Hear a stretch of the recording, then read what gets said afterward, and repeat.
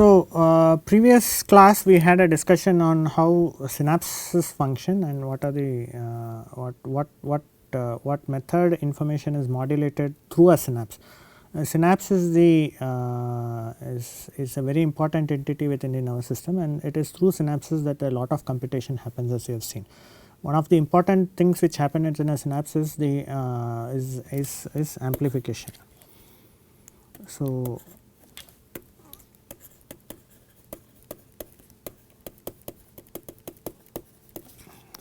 synapse amplification happens, then based on location we have seen how signals change either in terms of frequency, whether in terms of occurrence, and then we have also seen how modulation can be done with synapses. So, modulation is you can change the output frequency of the postsynaptic neuron. So all these are functions which can happen within the just because of the synapse, and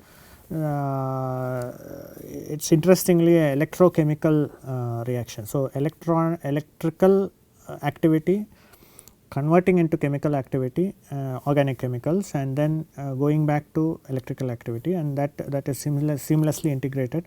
It looks very inefficient. For all its beauty, you would think that if you just put an electrical connection, electrical synapse between two cells, it should be much more interesting to compute.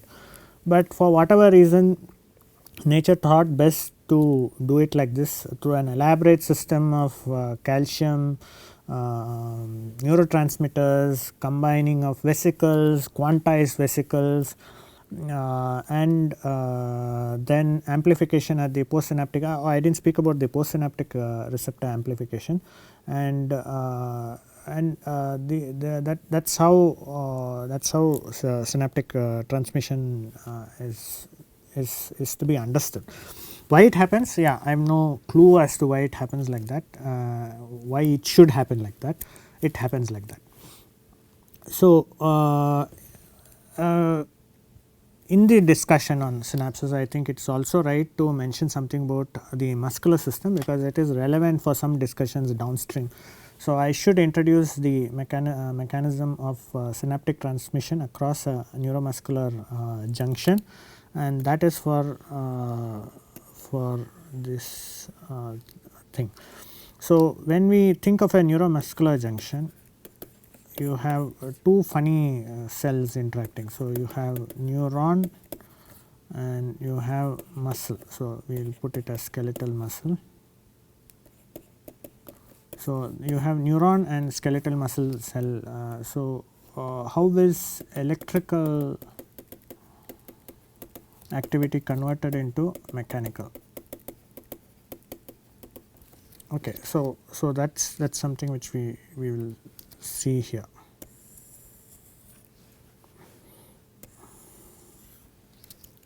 So, again the players are the same.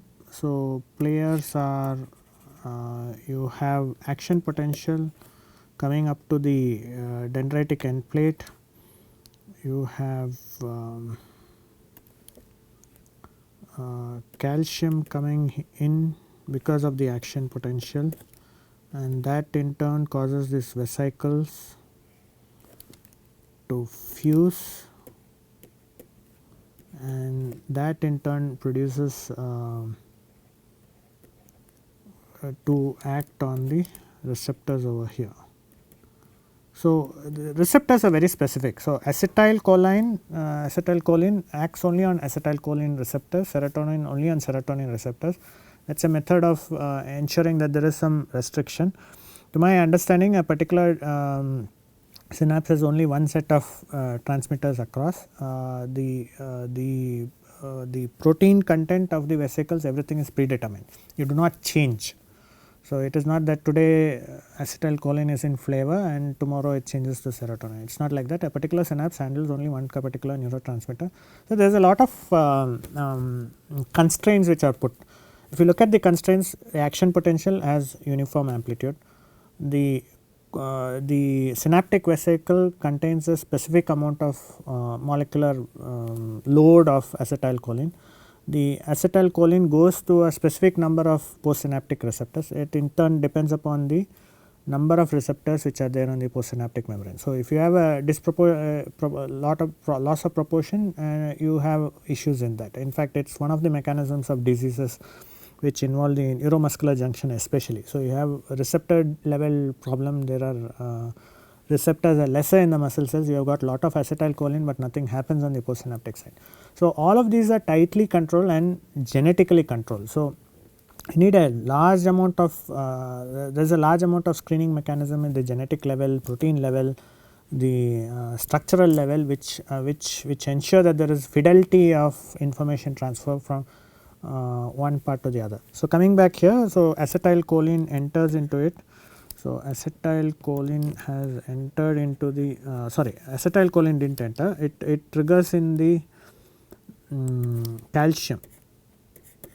So, this is calcium from outside, these channels act on calcium. Now, this calcium actually interacts on some proteins, and these proteins in turn change their configuration.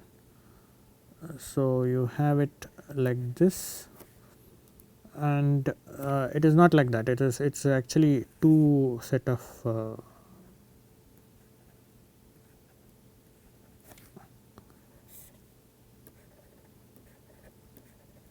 so, the protein slides across because of availability of calcium. It is something similar to the channel opening stuff which I have told earlier.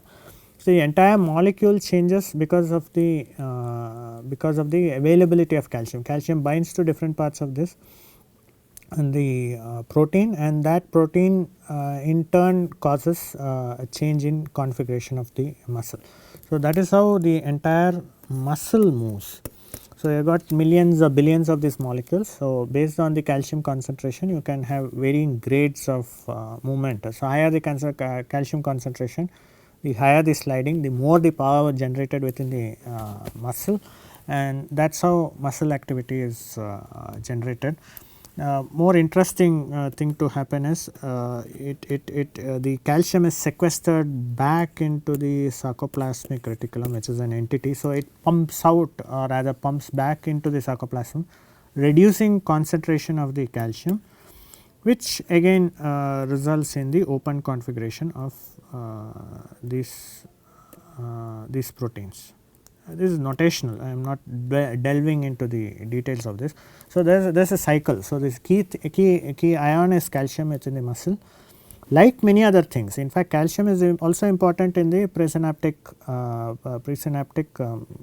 part of the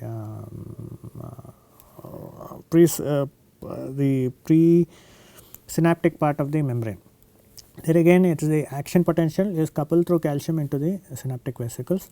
Postsynaptically, in a muscle cell especially, the coupling is between acetylcholine acting on the receptors, which open calcium channels from the outside to the inside of the muscle cell, and that in turn causes muscle activity. So, that is how muscle cells get activated, and that is how movement happens in the body. So, these are I included the muscle discussion into this because one, it is an integral part of the discussion which we are going to happen. If we look at computers, you cannot discuss just the CPU, right. You need to have an input, need to have processing, and you need to have output, and all three in biological systems have developed together. So, there is never an entity in which the CNS developed and the muscles did not develop, or the muscles developed and then thought about that regulatory mechanisms need to exist.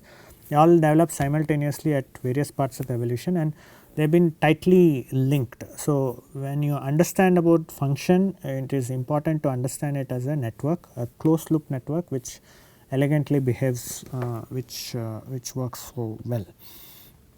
So,